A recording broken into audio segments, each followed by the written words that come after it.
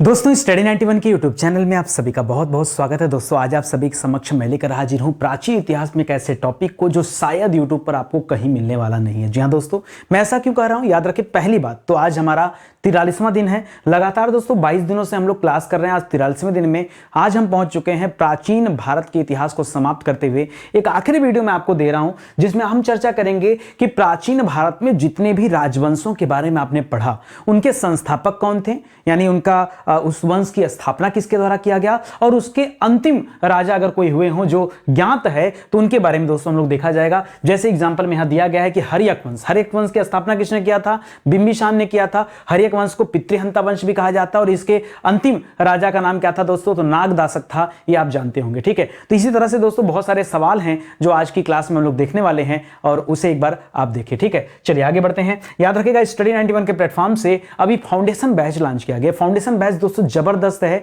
हर एक विषय के लिए अलग अलग फाउंडेशन बैच बनाए जा रहे हैं जिसमें जीरो लेवल से लेकर के एडवांस लेवल की तैयारी आप कर सकते हैं, ठीक है। और देखिए होता क्या है ना कि अलग अलग परीक्षाओं के लिए आप 10 बार पढ़ते हैं, वो काम आपको नहीं करना। विषय को एक बार पढ़िए और मजा आ जाएगा। ये जो वीडियो आपको दे रहा हूं दोस्तों ये ट्रेलर वीडियो है सिर्फ, ठीक है। अगर आपको असली पिक्चर देखने तो आप आइए हमारे बैच को ज्वाइन करिए। यहां जो मजा आपको मिलेगा ना वो मजा आप याद रखेंगे कि सर बहुत मजा आया, हम लोग एंटरटेन करते करते आराम से इतिहास को समाप्त कर देंगे और आपको पता भी नहीं चलेगा, ठीक है। चलिए आगे बढ़ते हैं। एक चीज और, आज हमारा जो क्वेश्चन है दोस्तों, क्वेश्चन नंबर 1261 से लेकर 1290 तक के सवालों को हम लोग हल करने चल रहे हैं और इनको आप याद रखेंगे, ठीक है। चलिए पहला सवाल ये रहा आपके स्क्रीन पर।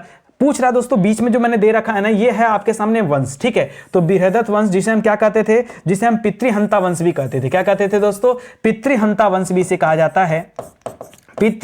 सॉरी, ये पितृहंता वंश नहीं है। हर्यक वंश को क्या कहते हैं दोस्तों, हर्यक वंश को पितृहंता वंश कहते हैं। हर्यक वंश को क्या कहते हैं, पितृहंता वंश कहा जाता है। याद रखेगा क्यों, क्योंकि हर्यक वंश के सभी शासकों ने अपनी पिता की हत्या किया था, इसीलिए इसे पितृहंता वंश कहते हैं। इस हर्यक वंश के ठीक पहले बृहद्रथ वंश चलता था। अब आपको बहुत कंफ्यूजन होता है जब आप हर्यक वंश पढ़ेंगे ना, तो आप पढ़ेंगे कि हर्यक वंश की स्थापना किसने किया था, तो आप पढ़ेंगे बिंबिसार ने किया था। एक मिनट, मैं क्यों ऐसा समझा रहा हूं आप समझिए। बिंबिसार ने दोस्तों इसकी स्थापना किया था, ठीक है। हर्यक वंश की स्थापना किसने किया, बिंबिसार ने किया, ठीक है। बिंबिसार ने किया। और जब आप आगे पढ़ेंगे दोस्तों कि हर्यक वंश का अंतिम राजा दोस्तों कौन हुआ, तब आप पढ़ेंगे यहां पे नागदासक के बारे में, नागदासक के बारे में। ज्यादातर इतिहास की किताबों में दोस्तों यही चीजें देखने को मिलती हैं, लेकिन दोस्तों मैं आपको और पीछे ले जाता हूं कि हर्यक वंश के पहले भी एक वंश चलता था जिसका नाम ही था बृहद्रथ वंश, ठीक है। तो बृहद्रथ वंश का संस्थापना किसने किया था, तो उसका नाम ही था बृहद्रथ और उसी के नाम पर इस वंश का नाम क्या पड़ा था, बृहद्रथ। आगे एक और शासक आएगा जब आप पढ़ेंगे मौर्य काल के बारे में, ठीक है। यहां पे तो नहीं, अगले स्लाइड में आपको मौर्य काल मिलेगा। तो मौर्य वंश का जो अंतिम राजा था वो कौन था, वो याद रखेगा उसका नाम भी बृहद्रथ था। तो कंफ्यूज मत होइएगा, यहां हर्यक वंश के पहले जो बृहद्रथ वंश चलता था उसकी स्थापना भी किसने किया था, बृहद्रथ ने किया था। अच्छा, इस बृहद्रथ वंश के अंतिम राजा का नाम क्या है, तो अंतिम राजा है रिपुंजय। क्या नाम है दोस्तों, रिपुंजय नाम है। यह भी आप याद रखेंगे, हो सकता हो कम बच्चों को पता हो लेकिन ध्यान रखें, ठीक है। इसके बाद हर्यक वंश आया। हर्यक वंश के बाद दोस्तों शिशुनाग वंश आया है और शिशुनाग वंश की स्थापना किसने किया भैया, तो याद रखेगा शिशुनाग वंश की स्थापना किया था शिशुनाग ने, ठीक है। और उन्हीं के नाम पर इस वंश का नाम क्या पड़ा, शिशुनाग वंश पड़ा। और इसके अंतिम राजा दोस्तों कौन हुए, तो इसके अंतिम राजा हैं नंदीवर्धन। कौन है, नंदीवर्धन दोस्तों। याद रखेगा ये अंतिम राजा हुए किस वंश के, शिशुनाग वंश के अंतिम राजा का नाम क्या है, नंदीवर्धन नाम है। याद रहेगा आपको, याद रखेगा, मोस्ट इंपॉर्टेंट चीजें आपको दे रहा हूं, ठीक है। चलिए आगे बढ़ते हैं, अगला सवाल देखते हैं। अगला आता है दोस्तों नंदवंश। अब जब नंदवंश की बात आएगी, नंदवंश वही है जिसने चाणक्य को धक्के मारकर दोस्तों निकाल दिया था और चाणक्य ने नंदवंश की समाप्ति की प्रतिशोध उनके अंदर जल रहा था। तो यहां पर अगर नंदवंश की स्थापना की बात करें तो नाम है महापद्मनंद, ठीक है। नंदवंश की स्थापना किसने किया था, महापद्मनंद ने दोस्तों नंदवंश की स्थापना किया था, याद रखेगा। अच्छा, महापद्मनंद को दोस्तों उग्रसेन नाम भी मिलता है। क्या मिलता है, उग्रसेन भी मिलता है, तो वो भी याद रखेगा। उसी तरह से नंदवंश के अंतिम राजा थे घनानंद, जिनको किसने हराया था, चंद्रगुप्त मौर्य ने, ठीक है। घनानंद को चंद्रगुप्त मौर्य ने हरा दिया और फिर आ जाता मौर्य वंश, ठीक है। क्या आ जाता दोस्तों, मौर्य वंश आ जाता। कौन हराता है, याद रखेगा, चंद्रगुप्त मौर्य ने हराया, ठीक है। गुप्त मौर्य ने इनको हराया, ठीक है। और इन्हीं के प्रधानमंत्री कौन रहते हैं? चाणक्य रहते हैं। अब यहां मौर्य वंश का जो अंतिम राजा है, वही मैं पीछे आपको समझा रहा था कि बृहद्रथ यहां भी आपको मिलेगा, ठीक है। तो घबराइएगा मत। बृहद्रथ दोस्तों यहां पर क्या है? अंतिम जो राजा है मौर्य वंश का अंतिम राजा, वो कौन है? बृहद्रथ। अशोक वगैरह के बाद दोस्तों दशरथ हैं, तमाम लोग आए, लास्ट में दोस्तों बृहद्रथ आते हैं। और इसी बृहद्रथ की हत्या किसने किया? तो याद रखेगा पुष्यमित्र शुंग ने किया था, और फिर शुंग वंश आ गया, ठीक है। किसने हत्या किया था दोस्तों?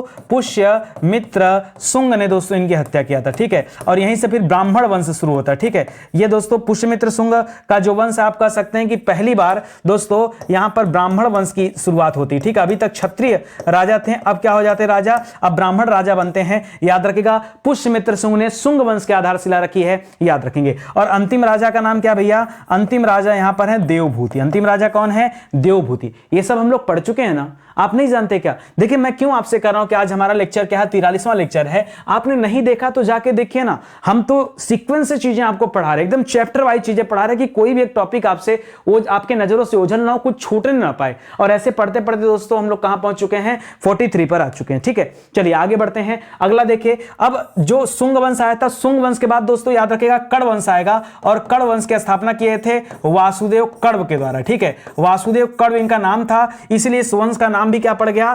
कण्व वंश पड़ गया, ठीक है। वासुदेव कण्व, ठीक है। आगे बढ़े दोस्तों, इसके अंतिम राजा का नाम क्या है? सुशर्मन इसके अंतिम राजा हैं। चाहे सुशर्मन या कहीं कहीं पर दोस्तों सुशर्मा भी मिलता है, ठीक है। तो चाहे सुशर्मन कहिए चाहे सुशर्मा कहिए, घबराइएगा मत, ठीक है। अच्छा, इसके बाद कर्ण वंश के बाद आता है सातवाहन वंश। सातवाहन वंश के शासकों ने दोस्तों क्या चलाया था? पहली बार शीशे के सिक्के चलाए थे, आपको याद होंगे, ठीक है। तो सातवाहन वंश की स्थापना किसने किया? इनकी इसकी स्थापना किया था सिमुक ने। किसने किया था भैया? सिमुक ने इसकी स्थापना किया था। और सातवाहन वंश के अंतिम राजा कौन थे? तो याद रखेगा यज्ञश्री। क्या नाम है दोस्तों? यज्ञश्री सातकर्णी। जी हां दोस्तों, यज्ञश्री सातकर्णी, याद रखेंगे। ये कौन थे दोस्तों? ये अंतिम राजा थे, ठीक है। अंतिम राजा थे किसके? सातवाहन वंश के अंतिम राजा रहे, ठीक है। इसी के बाद दोस्तों चेदी वंश आ गया। याद रखेगा कहां का चेदी वंश है? तो ये कलिंग का चेदी वंश। आपको पता होगा कलिंग का युद्ध दोस्तों किसने लड़ा था? अशोक ने लड़ा था। और उस युद्ध में इतना ज्यादा खून बहा कि उसके बाद दोस्तों अशोक के द्वारा युद्ध कार्य छोड़ दिया गया। श्रीगुप्त के उपदेश वहां मिले थे दोस्तों, गुप्त नामक बौद्ध थे, याद रखिएगा, ठीक है। फिलहाल चेदी वंश के शासक कौन है दोस्तों? किसने स्थापना किया था? तो महामेधवाहन। कौन है दोस्तों?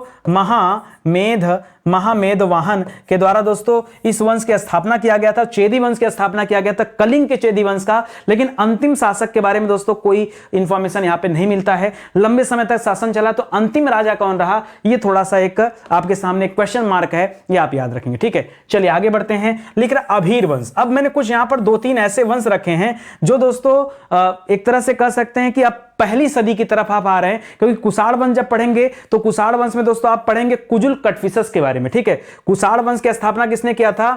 कुजुल कटफिसस। किसने किया था दोस्तों? कुजुल कटफिसस ने दोस्तों इस कुषाण वंश की स्थापना किया था। और कुषाण वंश का अंतिम राजा कौन था? जल्दी से बताओ पहले अंतिम राजा। याद रखेगा वासुदेव। जी हां दोस्तों। अच्छा, एक नाम पीछे पढ़े थे दोस्तों, वासुदेव कण्व। क्या पढ़े थे?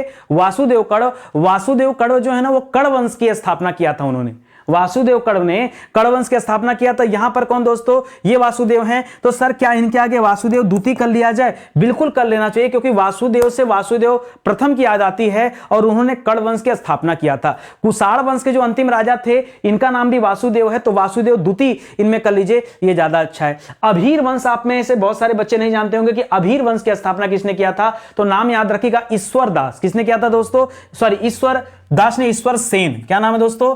ईश्वर सेन। अच्छा, इनके नाम में जो सेन लिखा है, सेन को पकड़ करके आप बंगाल के सेन वंश की तरफ मत जाइएगा, वो आगे आपको मिलेगा। यहां पे आपको ध्यान देना, वो वाला सेन यहां पे नहीं आएगा, ठीक है। इसी तरह से इक्ष्वाकु वंश का नाम सुना होगा। इक्ष्वाकु वंश, इसकी स्थापना दोस्तों किसने किया था? इक्ष्वाकु वंश की। तो याद रखिएगा इसकी स्थापना किया था श्री शांतिमूल ने। किसने किया था?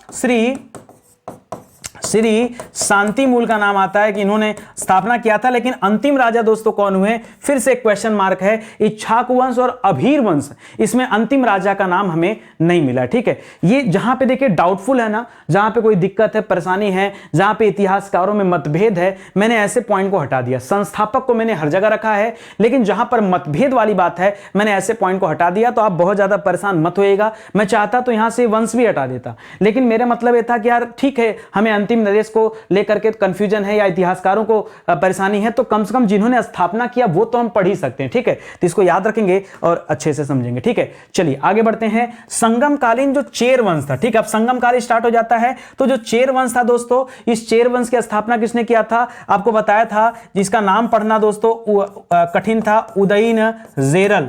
जेलर नहीं, मैंने बताया था 20 बार मैंने बोला, उदयन जेरल। क्या नाम था? उदयन जेरल के द्वारा दोस्तों इस चेर राजवंश की स्थापना किया गया था। और चेर वंश का अंतिम राजा दोस्तों कौन था? तो अंतिम राजा के बारे में यहां पर ब्लैंक छोड़ दीजिए, क्योंकि अंतिम राजा को लेकर के इतिहासकारों में मतभेद है। अच्छा, क्यों मतभेद मैं भी बताना चाहूंगा। देखिए, कई राजवंश ऐसे हुए हैं जो पहली सदी में शुरू हुए, 200-300 साल तक चले, फिर समाप्त हो गए। फिर पता चला कि 200 साल बाद फिर उनका उदय हो गया, उसी साम्राज्य के कुछ और राजा आ गए, फिर कुछ टाइम चले, फिर लुप्त हो गए। तो ऐसे में किसको अंतिम कहा जाए? जो पहला वाला अंतिम में आए सीरियल में उनको कहा जाए या बाद वाले कहा जाए? इसीलिए पॉइंट क्या है, यहां पे ब्लैंक छोड़ा गया कि आप इसको लेकर कंफ्यूज मत होइएगा, जो चीज दी जा रही बस उसको आप समझते चलेगा। गुप्त वंश की बात आती थी तो महान वंश था दोस्तों। गुप्त वंश की स्थापना किसने किया था दोस्तों? श्रीगुप्त ने किया था। किसने किया था? गुप्त वंश की स्थापना किया श्रीगुप्त ने। और गुप्त वंश में ही दोस्तों चंद्रगुप्त, विक्रमादित्य वगैरह आते हैं, चंद्रगुप्त प्रथम आते हैं, समुद्रगुप्त आते हैं, लोग इसी में हैं। और इसके अंतिम राजा कौन है दोस्तों? तो याद रखेगा विष्णुगुप्त। जी हां दोस्तों,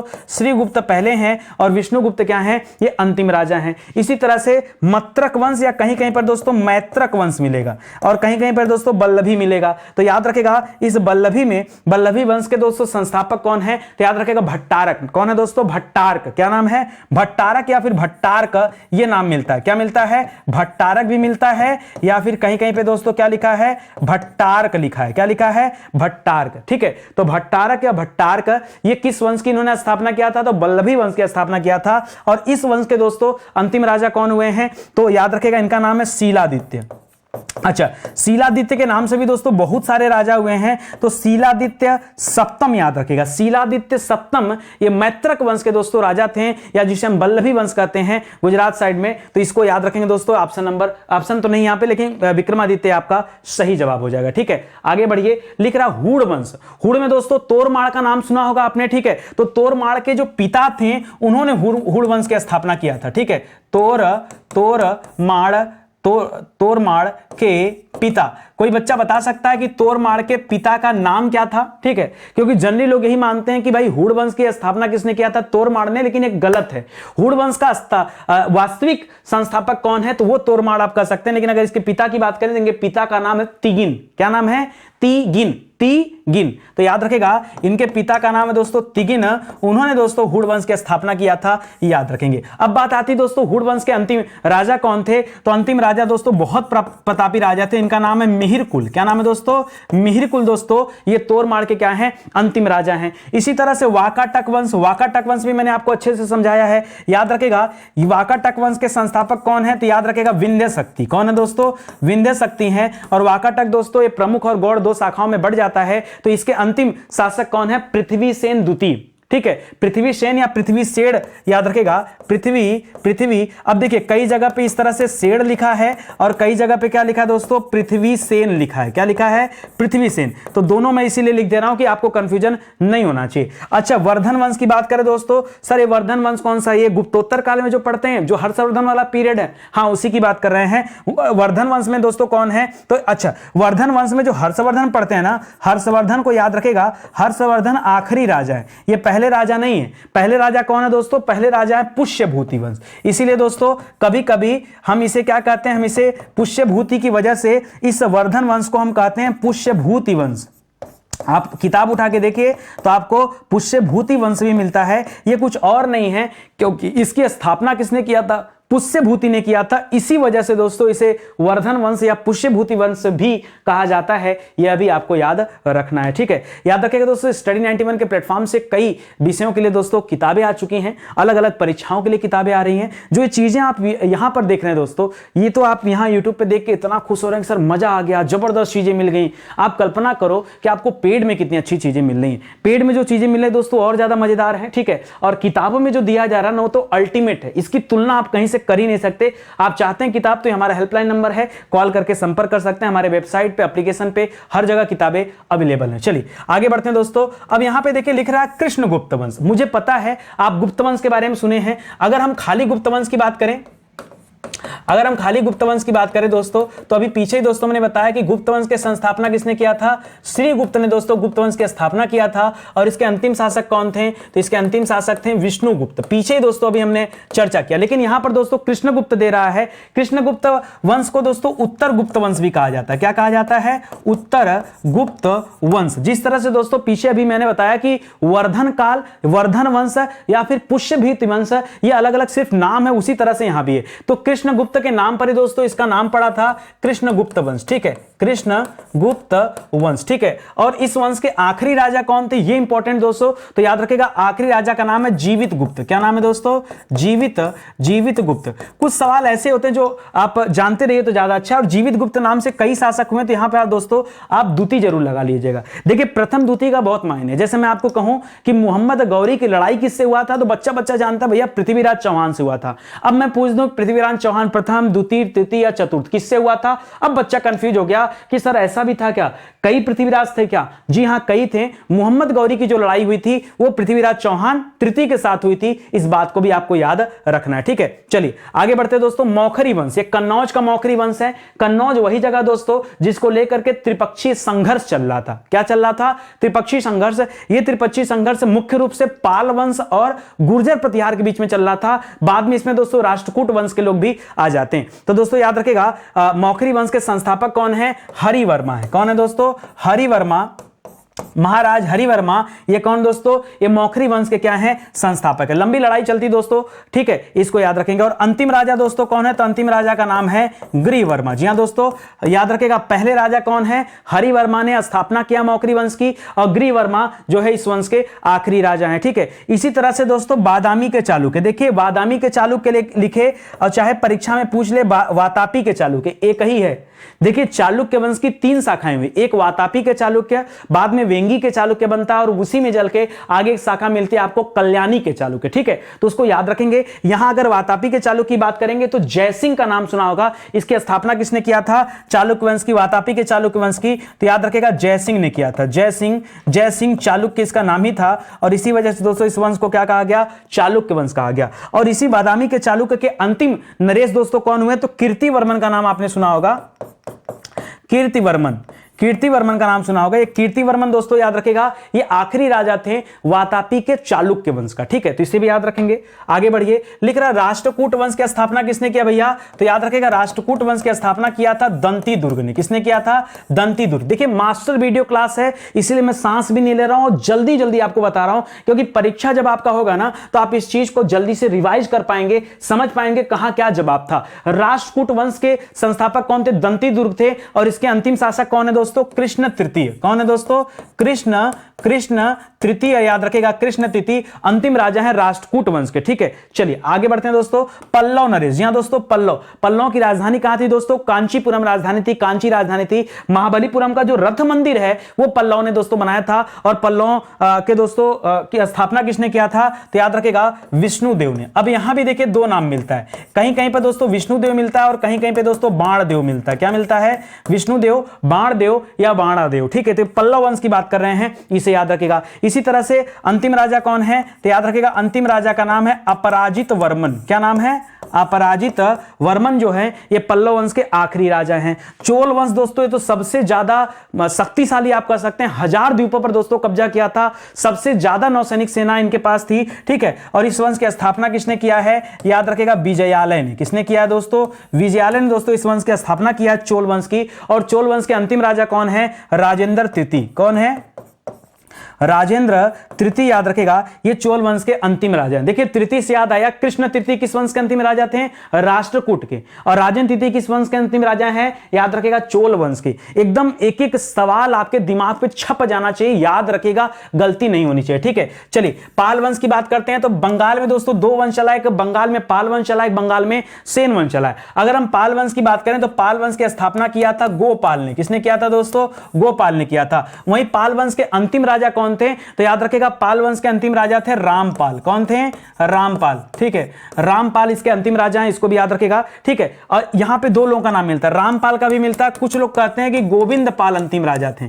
ठीक है, तो आप लड़ाई ना कीजिएगा, इसलिए मैं आपको दोनों बता दे रहा हूं। ठीक है, कई अच्छा ये कौन कौन मानता है? तो अलग अलग इतिहासकारों का अलग अलग मत है। कुछ ने कहा भैया रामपाल अंतिम राजा है, और वहीं तारानाथ का नाम सुना होगा, एक बहुत बड़े इतिहासकार हैं तारानाथ जी, उनके अनुसार दोस्तों कौन है? गोविंद पाल है। मैंने दोनों लिख दिया, आपको जो समझ में आए उसको याद कर लीजिएगा, इंपॉर्टेंट। ठीक है, सेन वंश की बात करें दोस्तों, सेन वंश की स्थापना किसने किया? तो याद रखिएगा सामंत सेन ने किया। ठीक है, सेन वंश की स्थापना किसने किया है? सामंत सेन ने किया, और सेन वंश भी दोस्तों बंगाल में चला था, इसको भी याद रखिएगा। अंतिम राजा दोस्तों कौन है? तो इसी के अंतिम राजा का नाम है लक्ष्मण सेन। ठीक है, लक्ष्मण सेन। ठीक है, तो इसको भी याद रखिएगा, लक्ष्मण सेन हो जाएगा। यहां पर हिंदू शाही वंश लिख रहा दोस्तों, ये हिंदू शाही वंश के अंतिम राजा का तो कुछ पता नहीं है, लेकिन प्रारंभ किसने किया था? तो कुछ लोग कहते हैं कि कल्लर ब्राह्मण ने दोस्तों इस हिंदू शाही राजवंश की स्थापना किया। अगर हम ब्राह्मण वंशीय राज्य की बात करें तो आपको पता होगा दोस्तों, जो पुष्यमित्र शुंग थे, ठीक है, मौर्य वंश की समाप्ति करके पुष्यमित्र शुंग ने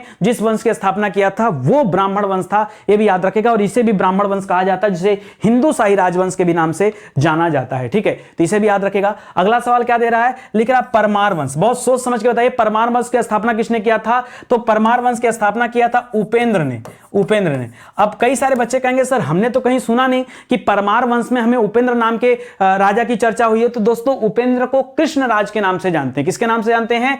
कृष्ण राज के नाम से जानते हैं। फिर अब आपके मन में आ रहा है सर, पीछे आपने एक बताया था राष्ट्रकूट वंश, क्या बताया था?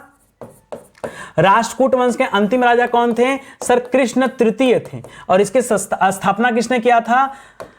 दंती दुर्ग ने किया था। किसने किया था? दंती दुर्ग ने किया था। बहुत बढ़िया, चलिए अच्छे से रिवाइज करते चलिए। परमार वंश के आखिरी राजा कौन दोस्तों? तो इनका नाम है यशोवर्मन। क्या नाम है दोस्तों? यशोवर्मन जो है इसके अंतिम राजा हैं। ठीक है, कहीं कहीं पर दोस्तों इनका एक और नाम मिलता है सभट्टवर्मन। क्या मिलता है? सभट्टवर्मन मिलता है, तो इसे भी याद रखेगा। ये परमार वंश राजपाट कहां करते थे? तो मालवा में थे। कहां पे थे दोस्तों? मालवा, ये मध्य प्रदेश और राजस्थान का जो बेल्ट है मालवा, वहां पर। ठीक है, आगे देखिए नागवंश की स्थापना किसने किया था? तो नागवंश की स्थापना किया था दुर्लभवर्धन ने। किसने किया था? दुर्लभवर्धन ने दोस्तों नागवंश की स्थापना किया है। और नागवंश के अंतिम राजा दोस्तों कौन है? तो याद रखिएगा इनका नाम है जयापीड। क्या नाम है? जयापीड, पूरा नाम है जयापीड विनयादित्य। क्या नाम है? जयापीड विनयादित्य। देखिए मैं कह रहा हूं ना कि आप जाइए पीछे के वीडियोस देखिए, पूरे 42 वीडियो में दोस्तों बहुत सारे राजवंशों की चर्चा हुआ। यहां तो मैं एक्स्ट्रा जो छोटे मोटे थे उनकी भी बात दे रहा हूं। वहां जहां मैंने पढ़ाया है दोस्तों आपको जो 42 पार्ट में, वहां फिलहाल तो मैं बताऊं तो उत्पल वंश वगैरह के बारे में नहीं बताया हूं, क्योंकि बहुत छोटे राजवंश थे। जैसे इसी की बात करें तो इसके प्रारंभिक राजकुमार थे अवंती वर्मन। क्या नाम था इनका? अवंती वर्मन दोस्तों इनका नाम है। उसी तरह से उत्पल वंश के अंतिम राजा दोस्तों कौन हुए? तो राजा नहीं, इसमें दोस्तों राजकुमारी का शासन था। ठीक है, तो राजकुमारी दीहा का नाम सुना होगा। ठीक है, सुना होगा इतिहास में राजकुमारी दीहा, याद रखेगा। राजकुमारी दीहा नहीं, दिद्दा नाम है इनका, दिद्दा। ठीक है, राजकुमारी दिद्दा का नाम सुना होगा। ये राजकुमारी दिद्दा ये उत्पल वंश के अंतिम शासक के रूप में दोस्तों इनका नाम देखने को मिलता है। ठीक है, तो इसको भी आप याद रखिएगा। ठीक है, चलिए आगे बढ़ते हैं। अगला सवाल देखिए, अगला लिख रहा है लोहार वंश। वाह भाई एकदम एक से एक बढ़कर। देखिए सोलंकी वंश का इतिहास हम लोगों ने पढ़ा, कलचुरी वंश भी हम लोगों ने पढ़ा। अगर हम लोहार वंश की बात करें कि लोहार वंश की स्थापना किसने किया था, तो याद रखेगा यहां नाम मिलता है हमें विग्रह राज का। किसका नाम मिलता है? विग्रह राज का नाम मिलता है, याद रखेंगे। और लोहार वंश के अंतिम राजा दोस्तों कौन थे? तो अंतिम राजा का नाम है जय सिंह। क्या नाम है? जय सिंह। एक दोस्तों पीछे हमने पढ़ा था जय सिंह, तो जय सिंह दोस्तों हमने पढ़ा था वातापी के चालुक्य में। ठीक है, तो वहां आप उसको अलग रखिएगा। ये जय सिंह अलग है दोस्तों, ये आप अलग रखेंगे। ठीक है, इनका नाम जय सिंह है। ठीक है, इसी तरह से यहां पर अगला दे रहा दोस्तों सोलंकी वंश, गुजरात वाला सोलंकी वंश है। मूलराज दोस्तों इसके प्रारंभिक राजा हैं मूलराज। ठीक है, मूलराज। ठीक है, मूलराज इसके प्रारंभिक राजा हैं। और सोलंकी वंश के अंतिम राजा दोस्तों कौन हुए हैं? तो याद रखेगा भीमदूती या फिर भीम देवदूती कर लीजिएगा, ये इसके दोस्तों अंतिम राजा हुए। ठीक है, इसी तरह से कलचुरी के कौन है? तो कलचुरी के दोस्तों कोल्लम है। कौन है दोस्तों? कोल्लम याद रखेगा। कोल्लम दोस्तों, कोल्लम का एक युद्ध भी हुआ था। फिलहाल आप कलचुरी को याद रखेगा। कोल्लम यहां के दोस्तों कोल्लम नाम है या फिर कोकल नाम है, एक बार चेक कर लीजिएगा।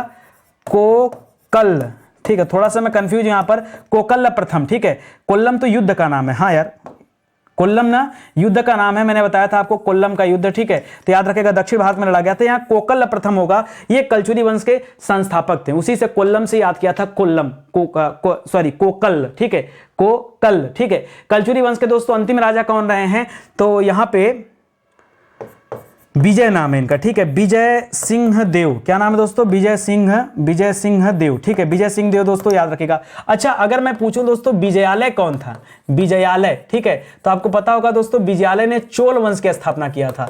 और चोल वंश के अंतिम राजा कौन थे, तो याद रखिएगा राजेंद्र तृतीय थे। कौन थे, राजेंद्र तृतीय थे, यही ना, याद रखिए भैया, याद रखिए। कहां दिमाग चल रहा है, एकदम फर्राटे के साथ दिमाग चले। पूरा पढ़ने के बाद कम से कम जो नए वंश हैं अगर वो नहीं आ रहे हैं तो ठीक है, लेकिन जो पुराने वंश आपके सामने दे रहे हैं जिनके बारे में हम लोगों ने पढ़ लिया है वहां तो आपको अलर्ट होना पड़ेगा, ठीक है। चलिए चंदेल वंश, गढ़वाल, ये गढ़वाल वंश वही है दोस्तों जो अपने बनारस इसकी राजधानी थी, ठीक है। चलिए यहां बात करिए चंदेल वंश की स्थापना किसने किया था, तो नन्नुक ने किया था, ठीक है, नन्नुक ने किया था, ठीक है, नन्नुक ने किया था, ठीक है। अच्छा पीछे एक नाम आपने पढ़ा था नन्नुक के जैसा नाम था सिमुक, कौन था भैया, सिमुक।